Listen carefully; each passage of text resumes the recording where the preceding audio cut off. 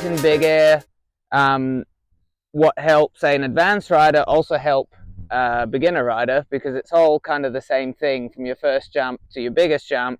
You want to be able to hold a nice upwind edge. You want to be on the right size gear. You want to jump quite vertical. One issue that a lot of people get when they're doing their first jumps is they jump and go downwind straight away, and then it's really hard to land and have a smooth landing and get nice height. You more go 5 times as far downwind as you go up, which is a big issue at the start, and then also something you don't want to do when you're kite looping and all that, because then the kite won't catch you. So yeah, I guess we'll start kind of in the beginner zone. Kites, when you get your kite new, it is trimmed and all good, but as it gets older, or your lines stretch, or if you buy secondhand, a lot of time people's kites aren't trimmed right as well, which makes the kite backstall. Usually that's the way your lines will stretch. Your front lines will stretch and your back lines get shorter. So then when you sheet in, your kite kind of doesn't drive forward, it like sits back, and when you jump, it just pulls you downwind. So that's something that it's not just limited to beginners. That's something a surprising amount of people don't kind of know, that over time you need to constantly tune your bar to make sure all your 4 lines are the same length. Pretty much every brand in the world will make sure that standard all 4 lines should be the same length, and that the bridle on the kite is tuned to fit that. So that's something I would definitely check if you're having that issue as well, is make sure your kite is trimmed. One thing you can check as well is if you pull the bar in anywhere in the window, the kite should not pinch and backstall. It should always want to go forward, no matter where it is. If you pull the bar in, your kite should always go forward. Any more power or backline tension than that, you're actually starting to lose power, because your kite isn't drifting forward, it's creating drag and going backwards. So that's a big thing. Also, another big thing, which is the same for beginner to advanced, is sometimes riding as fast as you can into a jump, or pretty much always, is not the best way to go high. The faster you go, the harder it is to go upwind. You'll notice if you just go for a tack out to sea, and you try and ride faster and faster and faster, you'll start going further and further downwind as you can't hold your edge anymore. And to do a jump, you want to be going as upwind as possible, so that when you take off, you go almost into the wind, and then the kite will take you up from there. If you're already not going upwind and you jump, you'll just get pulled straight downwind. So that's the thing, is I would say, is slow down your riding. It's not always about riding fast.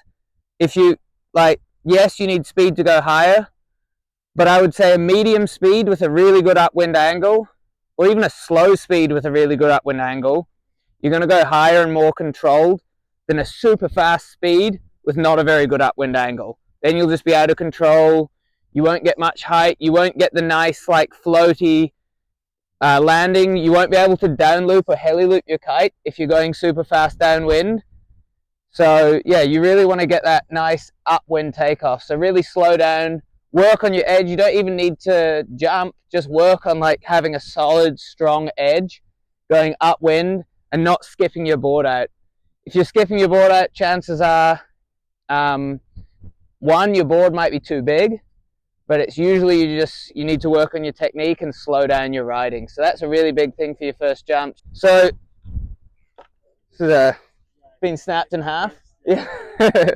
So a lot of times, so you'll edge, take off. Imagine the wind's going this way. You'll edge, take off like this. Beginners often will want to land like this, because you feel okay, I'm coming into land, I want to see where I'm going. You really want to angle your board almost directly downwind and just lean a little bit over your back foot. You don't want to lean back or forward. You want to just kind of be balanced like this over your back foot, just like that, and just take the landing so you don't nosedive or anything. With the kite, what you want to do in the jump is you don't want to ever have the kite sitting too far in front of you, which is another thing that happens if you don't jump upwind. But on the way down, if you're on a small kite, you need to be kind of active with the kite on the way down. If you just sit it there on a 8 meter or smaller kite, you will fall out the sky quite quickly. You need to be actively steering it to have a soft landing. And then just as it depends on how high you've jumped. If you've jumped 2 meters, then redirect your kite into your landing when you're 1 meter high off the ground when you're like 50% of the way down your jump. If you jump 10 meters, then you might wait till you're 4 meters off the water before you start engaging your landing. So it's not always at the same height. It kind of depends on your jump. But just on your way down, you want to redirect your kite towards the landing. It's better if you've let the kite come a bit over your head during the jump, which you can do by sheeting out a little bit just to make the kite fly above you, which means when you steer it back down, it steers down above you, so the angle is then pulling up, so you'll get like a nice soft landing. If you have the kite here and you steer it down in front of you, the angle will be here when it's pulling, and it will pull you really fast into the landing. So you want to, like, same thing with a heli loop. It's the same thing. I don't know if you know what a heli loop is, but it's when you're coming down from a jump. Some of the more advanced riders will do this on most of their jumps. When you're coming down from a jump, you want to let the kite come behind you a little bit on either side, and then loop the kite above your head. And what this does is it gives you like a really nice glide into your landing so that you can land nice and soft. It's really important if you're doing kite loops when you're starting to go bigger that you know this technique.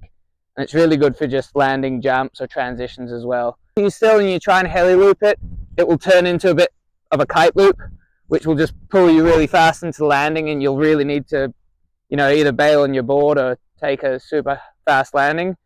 But if you let the kite come behind you and a little bit to either side, not directly above you, then from that side you can loop it above your head, and it will kind of give you that nice glide. So you really want to let the kite always, before you're ready to land, you want to let the kite go as far behind you as possible. You'll find yourself feel like a pendulum, like swinging under it. And when you feel that pendulum kind of movement, that's when you want to bring it back around, or just straight down into your landing. You don't need to heli loop it, but it's the same thing. You want to feel that kind of pendulum feeling. When you feel that, that's when you know you're ready to like re-engage into the landing. Sheet out again for the jump. You can just keep it in and steer the kite there. If your kite is back stalling and you all the way sheeted in, your kite will choke a little bit. So then you can let the bar out a little bit just to regain some movement. Because if you sheet out, you know your kite wants to start moving forward again. But you should never sheet out fully through a jump at any point, because that will just dump the power and then it's really hard to re-engage it. Yeah. So going out in stronger wind is going to be easier to go higher. Finding a spot that's flat water, fine-tuning your gear so that you want to be comfortable on your gear. You don't actually want to be too overpowered. Like taking a 12 meter out in 25 knots, you're not going to go super high unless you're a heavy person, like, you know, closer to 100 kilos, then you can hold down a 12 and 25 knots. But it's not always about like the most power. Usually a smaller kite to a point will jump higher because it's quicker and you can build up tension better and hold your edge better against a smaller kite.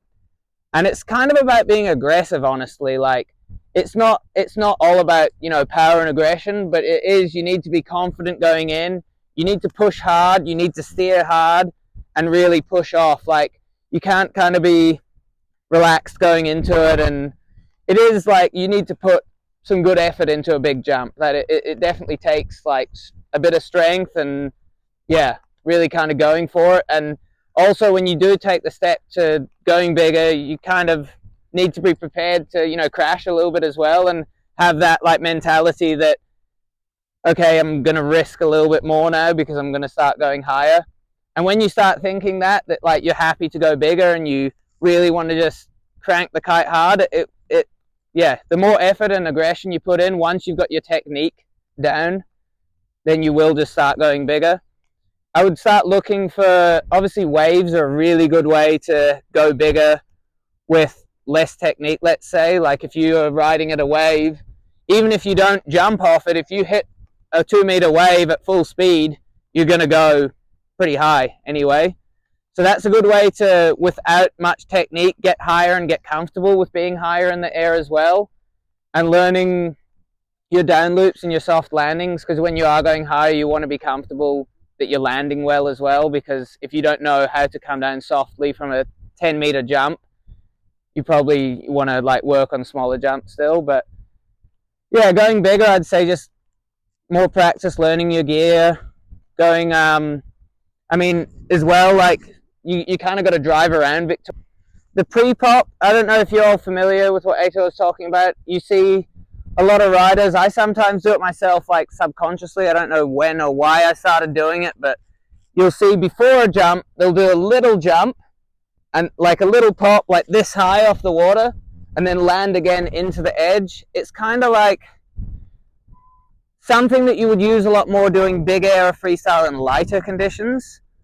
It's kind of when you do that pre-pop, obviously you leave the water and you speed up a little bit because you've released all tension for a second.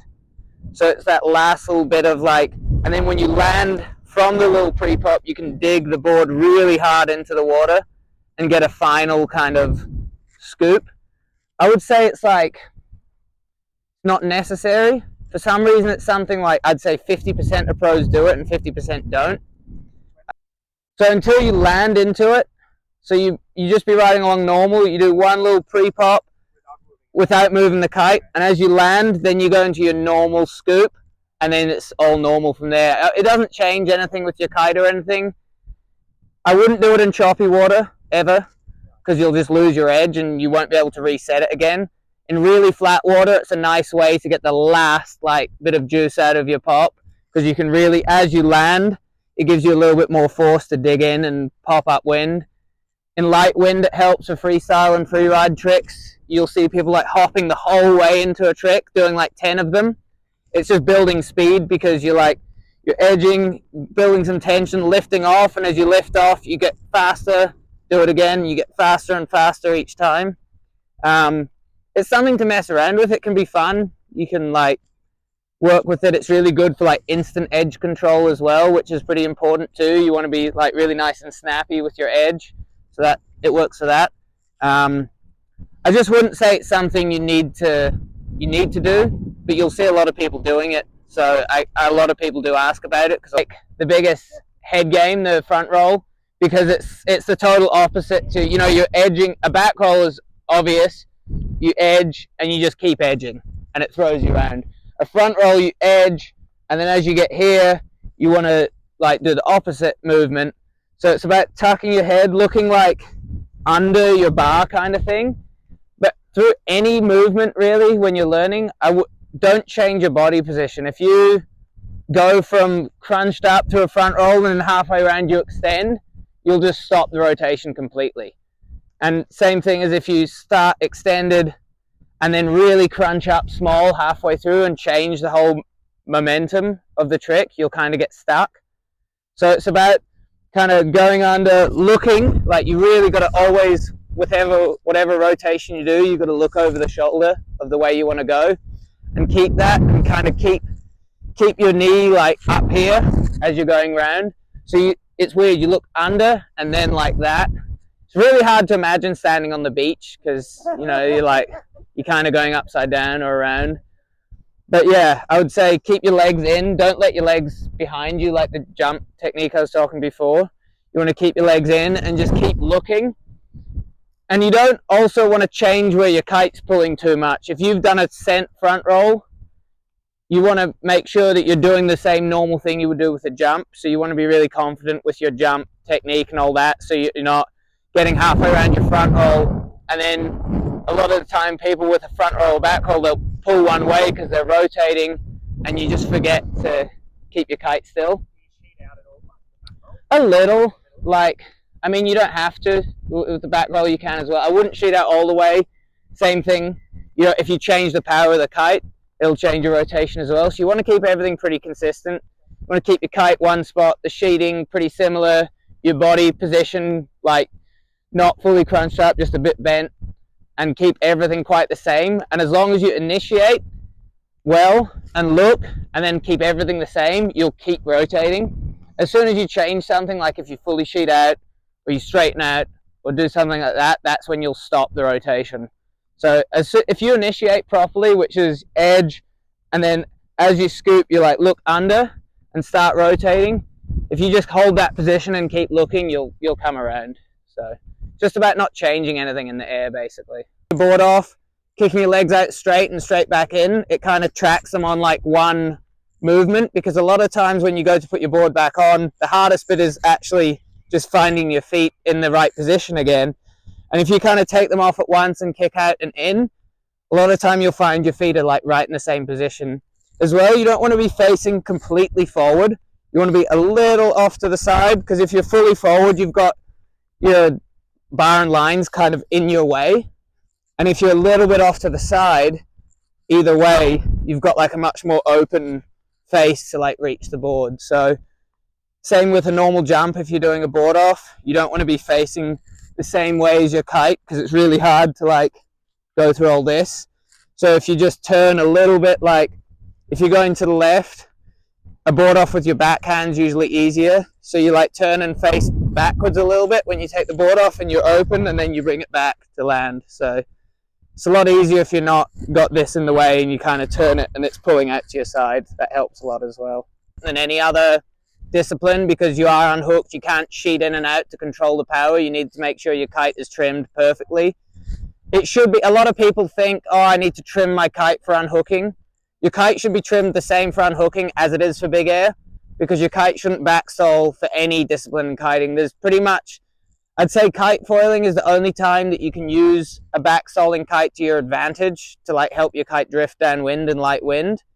Otherwise, backstalling is never good for any discipline of kiting, so you should check your lines and bar and lines all the time to make sure that they're all even. So that's a big thing with unhooking. And then another, like if you're just going for your basic railies and back rolls, I would learn the static pop first hooked in, like a back roll and a railie. Just park your kite, learn your scoop and edge. And this is something you should do not only for unhooking, but for your first jumps in big air as well. And kite loops is you should be able to pop with a static kite, because that's meaning that you know that you can use your board to pop, and you need to use your board to pop for any trick. So yeah, you want to get really good at kind of parking the kite and doing a static back roll. And then for unhooking, it's just keep your hands as close to the middle as you can. Don't steer the kite too much. A lot of times people will find themselves, even with the static stuff, steering the kite up or down. That's hard to mentally fix. Say you're always steering your kite up and you just can't mentally steer your kite down. A trick you can do is, if you're steering your kite up all the time going to the left, you can move your index finger on your right hand over the center lines, so that you then have 5 fingers on the left side of the bar and 3 on the right. So you physically will steer the kite down no matter what. And then that's also a good technique for learning handle passes, because whenever you're doing a handle pass movement, you always want to have the center line through there, so that when you're riding with one hand and handle passing, you don't steer the kite down. It keeps the kite more still. And then for big air stuff, for board offs as well, a lot of people put the bar here because you've got to steer the kite with one hand, and if you have it all on one side, you can only steer left. But if you have it on both sides, you can get good at kind of flying the kite with one hand, which is something you should all learn in your lessons and all that. And it's a skill that you don't only use for walking up the beach in your lessons or when you're learning to go upwind. It's something you should learn to use for everything, really. So water when I was like 19, 20, and I was just obsessed with kiting, so all I was doing was thinking about kiting and tricks. And when I got back to kiting after 2 years off the water, I got better. Like, I progressed faster than ever, because I'd been thinking about and watching videos and visualizing it, and I understood everything better. So if you understand the trick you want to do, watch, like there's really good like old instructional videos. I don't know if you guys have seen the progression series online. It's really slow and boring to watch, but they have everything broken down like as in-depth and stage by stage. And if you just watch that and get it in your head and really like visualize the trick, hang a bar to a tree, not like in the harness like a board off thing, but literally just hang a bar to the tree and imagine yourself doing a front roll or a back roll or a grab, and really like imagine everything and visualize it. It really helps, like more than anything. If you understand what you need to do at what point and you've watched the videos, that's the best way to learn something for sure. Going out and trying over and over and over and over again, there's definitely that way to do it, but you'll, take a beating that way, and you won't progress as fast as if you just try and fully understand it, go out and know, okay, I'm going to land it because I know how it works. Then you're probably going to learn it quicker. Yeah. you will occasionally, you know, connect with a piece of chop really well, but your consistency in choppy water is always going to be lower. Obviously, no one wants to ride in choppy water. We're always looking for flat water and waves and all that. So you kind of got to set your expectations lower, I guess, in choppy water, which sucks, but like, it's just how it is. But ride slower and ride more upwind. If you ride slower, you can read the water better. It's not going past you as fast, and you can aim to like connect with a piece of chop better. Because that's what you want to do. You know the rollers that come through here in St Kilda? It's really hard to like line them up because they're going on a strange angle to the wind. Yeah, because they're not straight with the wind like a normal one, because they bend in through the pier. You really want to try and connect with one of them. Honestly, they're really hard. It's much easier to really confident with kite loops. A late backroll is the easiest rotation to add. It's the scariest, but by far the easiest. So it's like, if you do everything the same with the kite, the way that the kite loops, it wants to pull you into a back roll naturally. Like, to do a late front roll is really hard.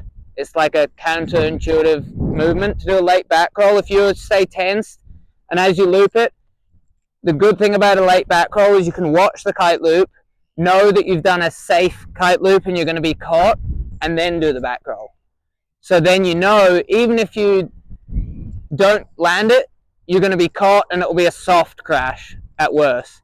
With a boogie loop, it's more about commitment from the start, because you have to start backwards and loop it while you're going backwards. So you can't, you know, you can't do a safe loop and then choose to do the boogie loop. With a late back roll, you can do a safe kite loop, know it's a safe kite loop, and then choose to do the late back roll. And all you need to do is, if you're going to left, is look over your shoulder and stay reasonably strong. And if you just look over your shoulder and turn your arms, you'll like, most people actually either land or get close to landing it first try. And it's like the scariest one, because you think, how am I going to just start a back roll in the middle of a kite loop?